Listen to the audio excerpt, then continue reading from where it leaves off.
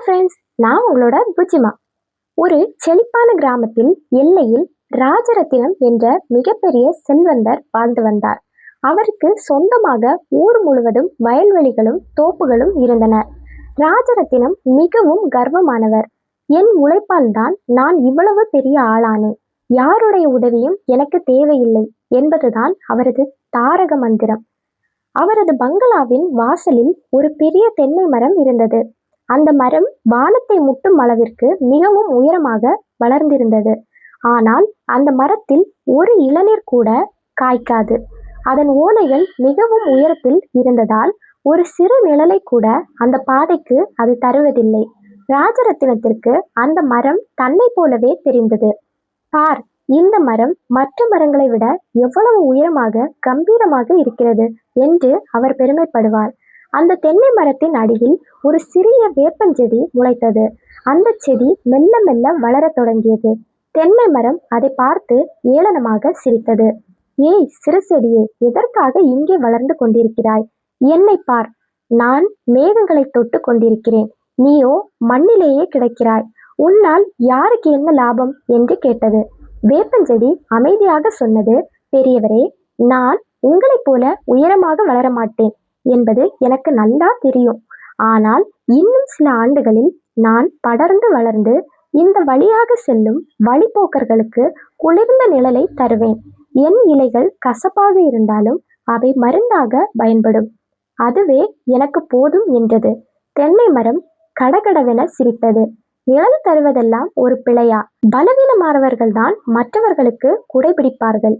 என்னை போல உயரமாக தனித்து நிற்பதுதான் உண்மையான வெற்றி என்றது. ராஜரத்தினமும் இதையே தான் நினைத்தார். தனது செல்வத்தை தனது பாதுகாப்பாக மட்டுமே பயன்படுத்தினார். ஒரு கோடை காலம் வந்தது. வெயில் ஊரையே சுட்டெரித்தது. அந்த பாதையில் செல்லும் மக்கள் தாகத்தாலும் களைப்பாலும் தவித்தனர். தென்னை மரத்தின் அடியில் வந்து நின்றார்கள். ஆனால் அதன் ஓலைகள் உயரத்தில் இருந்தாலும் அதன் தண்டு மெல்லியதாக இருந்தாலும் ஒரு சொட்டு நிழல் கூட அவர்களுக்கு கிடைக்கவில்லை. மக்கள் அந்த மரத்தை திட்டிவிட்டு சென்றனர். ஆனால் அந்த சிறிய வேப்ப மரம் இப்போது ஓரளவு வளர்ந்திருந்தது. அது தனது கிளைகளை பரப்பி ஒரு சிறிய குடையை போல நின்றது. மக்கள் அதன் அடியில் அமர்ந்து இளைப்பாறினார்கள். அப்பாடா, இந்த சிறிய மரம் எவ்வளவு பெரிய நிம்மதியை தருகிறது என்று மக்கள் மனதார வாழ்த்தினார்கள்.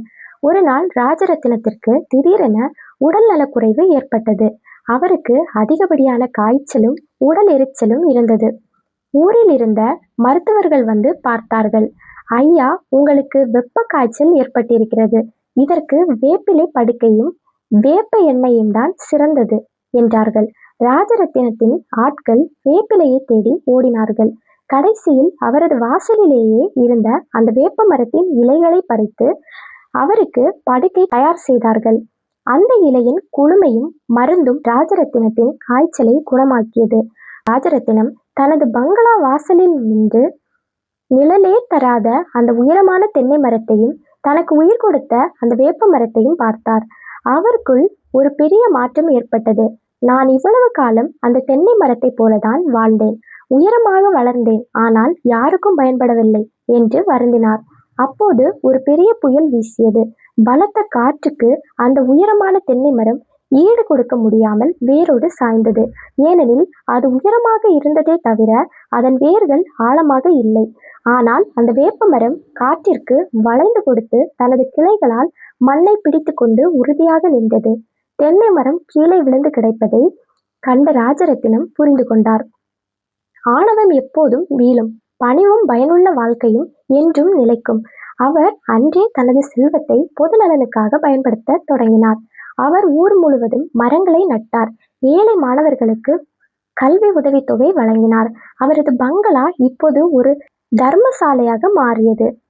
நிழல் தரும் மனிதன் என்று மக்கள் அவரை அன்போடு அழைக்க தொடங்கினர். அந்த காய்ந்த தென்னை மரம் பிறர்க்காக பயன்பட்டது. ஆனால் அந்த வேப்ப மரம் இன்னும் பல 100 ஆண்டுகளுக்கு நிழல் தந்து கொண்டே இருந்தது. இன்றும் அந்த ஊரில் ராஜரத்தினத்தின் கதையை மக்கள் ஒரு பாடமாக சொல்கிறார்கள். இந்த கதை நம் ஒவ்வொருவருக்கும் ஒரு எச்சரிக்கை.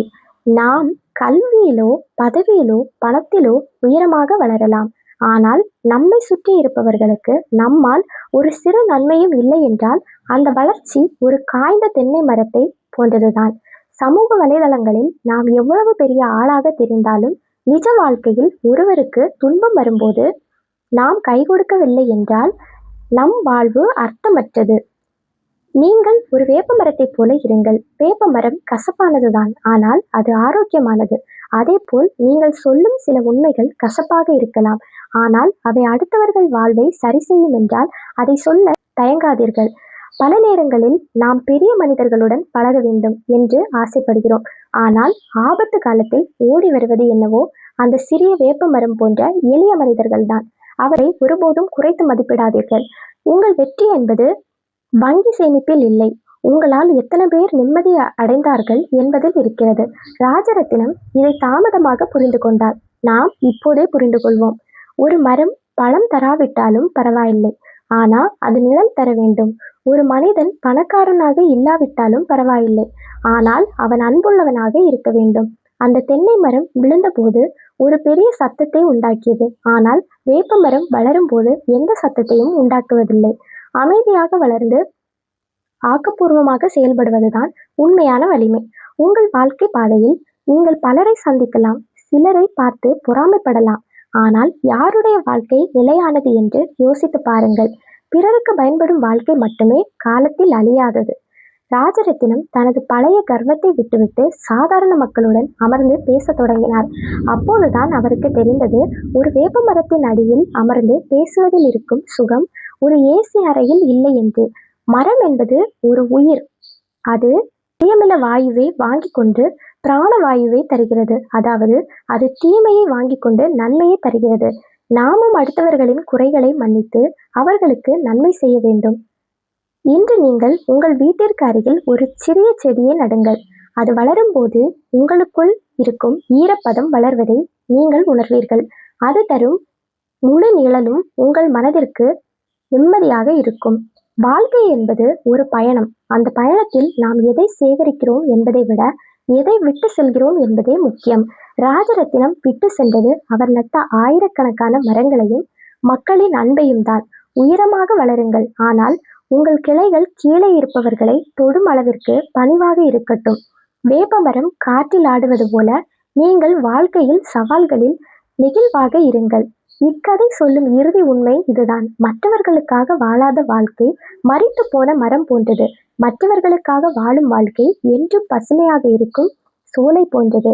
நீங்கள் ஒரு சிறிய உதவி செய்தாலும் அது ஒரு பெரிய மாற்றத்தை உண்டாக்கும். வேப்பிலையின் ஒரு சிறு கொத்து காய்ச்சலை குறைத்தது போல உங்கள் ஒரு சின்ன சொல் ஒருவரின் கவலையை போக்கும். எனவே நிழல் தரும் மனிதர்களாக மாறுவோம். இந்த உலகத்தை இன்னும் பசுமையாக மாற்றுவோம். உங்கள் அன்பு வேப்ப மரங்கள் போல் நீங்களும் எப்போதும் நன்றாக நிம்மதியாக இருங்கள். இந்த கதை உங்களுக்கு பிடிச்சிருந்துச்சு அப்படின்னா கண்டிப்பா உங்க ஃபேமிலி, ஃப்ரெண்ட்ஸ், ரிலேட்டிவ்ஸ் எல்லாருக்குமே ஷேர் பண்ணி விடுங்க. அப்போதான் நான் இனியும் போடுற எல்லா பார்ட் வீடியோஸும் உங்களுக்கு நோட்டிஃபிகேஷனாக வரும். கண்டிப்பா சேனலை சப்ஸ்கிரைப் பண்ணி வச்சுக்கோங்க ஃப்ரெண்ட்ஸ். அடுத்த வீடியோவில் பார்க்கலாம். பாய்.